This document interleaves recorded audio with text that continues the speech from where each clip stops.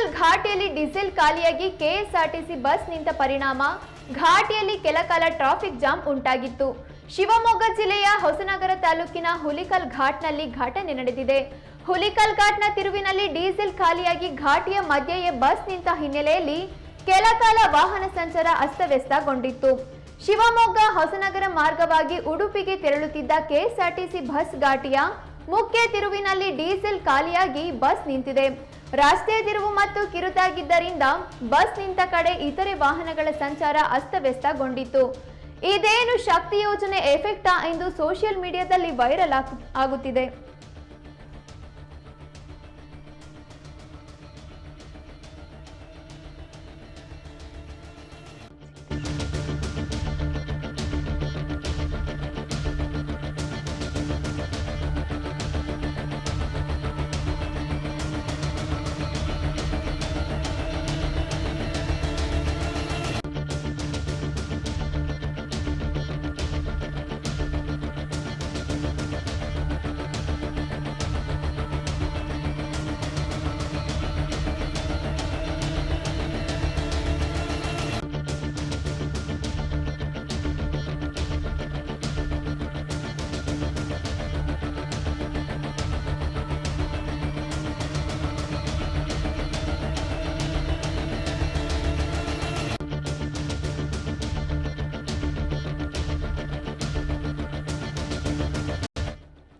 Hulikal ಘಾಟಿಯಲ್ಲಿ diesel ಖಾಲಿಯಾಗಿ KSRTC bus ನಿಂತ ಪರಿಣಾಮ ಘಾಟಿಯಲ್ಲಿ ಕೆಲಕಾಲ ಟ್ರಾಫಿಕ್ ಜಾಮ್ ಉಂಟಾಗಿತ್ತು.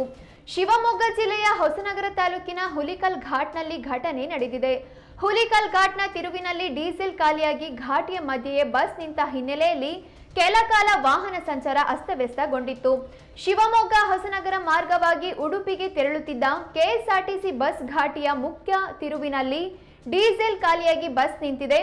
ರಸ್ತೆ ತಿರುವು ಮತ್ತು ಕಿರಿದಾಗಿದ್ದರಿಂದ ಬಸ್ ನಿಂತ ಕಡೆ ಇತರೆ ವಾಹನಗಳ ಸಂಚಾರ ಅಸ್ತವ್ಯಸ್ತಗೊಂಡಿತ್ತು. ಇದೇನು ಶಕ್ತಿ ಯೋಜನೆ ಎಫೆಕ್ಟಾ ಎಂದು ಸೋಷಿಯಲ್ ಮೀಡಿಯಾದಲ್ಲಿ ವೈರಲ್ ಆಗುತ್ತಿದೆ.